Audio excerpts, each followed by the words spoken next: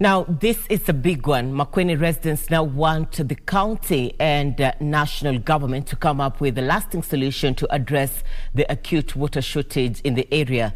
Locals say if supplied with a critical commodity in the area, then the region can easily produce enough food for the county and the nation at large.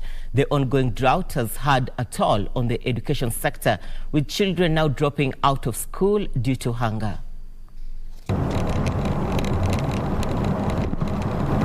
Matiliku in Makueni County. Hundreds of residents were scrambling to get relief food from the national government. The area has not received sufficient rain for the last 2 years. The situation degenerating into hunger, poverty and depression, which is taking a toll on the local population. Makueni is one of the ASAL regions in the country that has felt the adverse effects of a drought for the past 2 years now. But finally, it's good heavens, rain is finally here, and it's a sigh of relief for thousands of families that were entirely waiting for the rain to hit this area. A new day, another hurdle. Life continues getting tougher for hundreds of area residents who have been hit by the adverse effects of the ravaging drought. The area is one of the ASAL regions of Kenya and prone to drought. This is Muasa Ng'ombe, KBC West constituency. Many families are struggling to survive and in dire need of food. Meet Kamwethia, a single mother of 3. She and her 3 children have not had a single meal for the last 2 days. Sasa nikikosa kutafuta chakula watoto hawezi kula. Ndio mimi mama, mimi baba. Sasa hii nilikuwa naenda kutafuta, kapata barua ya finja. Sasa kipata hiki barua ya finja, naenda nunua unga ya nusu kuja wanapikia uji nalala. Tunakaa, ndio maisha yetu. Mimi nakaa hapa na watoto wangu, pia wangu anakaanga pale. Tunakaa hapa. Hii nyumba tusimamisha ndio naona inaanguka. Sio, tunakaa hapa. Ya mateso iko huko. Sasa naamka saa 10, naacha watoto wamelala. Naenda kuwatafutia.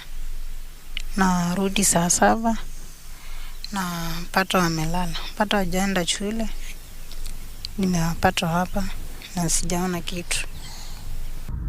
She solemnly depends on casual works to get a little cash to sustain her family. Sinawaambia nimeenda nikakosa pesa, nikakosa nini. Nawaambia tupike uji na tulale. Tupika na tunalala.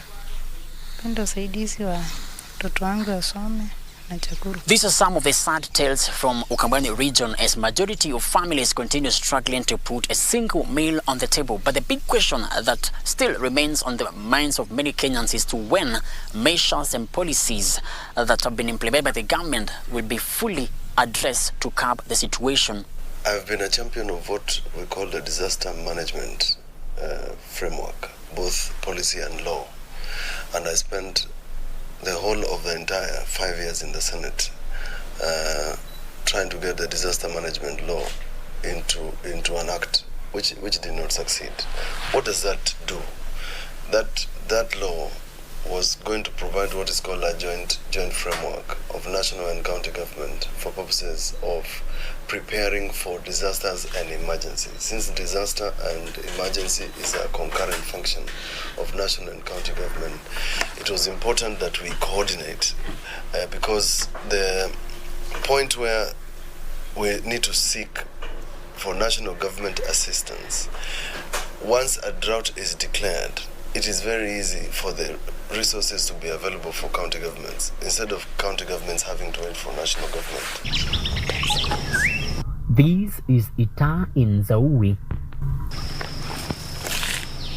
Water is a precious commodity for the residents here, but having access to it is a difficult task to handle. Nakuta watu wako wengi sana, kuna mafunda kama 10 na kitu. So inabidingi kama wewe ni unataka maji haraka haraka, kuja mapema upate maji. Kama utachelewa maybe kama weekends utakuja kula tu ni wengi. Pale watu hapa wanangojana ni mpaka kitu kama saa 7 hivi walichata maji. Mtu anaingia asubuhi saa 1 anatoka hapa saa 8. The plea of the locals here is that of survival. Kali kama inawezekana tuwekee mataps hata kama ni pale Basoko Bama town. Kuna shule hapa inaitwa Itab Primary pia haina maji. Maji ni shida. So kafaa ushughulikie mambo tupate maji haraka, maji karibu. Tusikuwe tumetoka mbali sana. The county government confirmed that 12 boreholes dried up, worsening the situation. My government came up with what, and we in collaboration with our development partners, we're going to start thinking of climate smart agriculture. In climate smart agriculture, we'll have to figure out more of drip irrigation and doing the farm ponds that I'm talking about, so that large-scale farmers in Zio area, the people who are doing their fruits, the people who are doing the mangoes, etc., can agree to consolidate their farms, do water pans or water ponds in the middle of their farms, and continue irrigating their fruits or any other products that they have in their farms. However, as the population suffer the effects of famine, a group of middle-aged women have beaten all odds and found other alternatives to survive. The energy-saving jikos.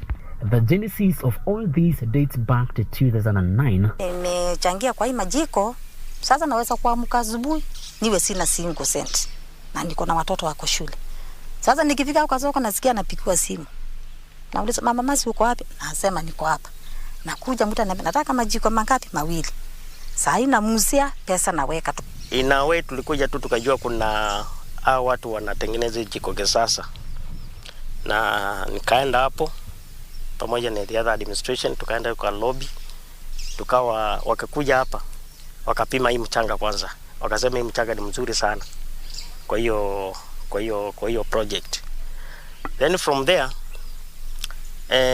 through the ministry pia they linked with the GIZ, German based organization, and you wanna support hii mradi through marketing, financial, training and whatever. The process begins with mixing of fine clay soil with moderate water until a smooth texture is felt. The smooth texture is then transferred to a reshaping machine before being left to dry for 2 days. After drying, the jiko kisasa are left to heat until a red color appears. The group is able to make close to 60 jikos within a day, with the cheapest price for one going at 300 shillings. Tumeona tumeendelea mzuri na tumeona faida ya hii majiko. Mbele tulikuwa tunaona sio kitu, lakini saa hii tunajifunia, hata tunaringa na hii kazi yetu ya mikono yetu. Juu hakuna mahali unaenda unatumia ni kuni tu. Makueni County government believes that once water crisis is addressed, this region will be able to be food secure and of course end the problems that are related to adverse effects of a drought and mitigation efforts in the near future.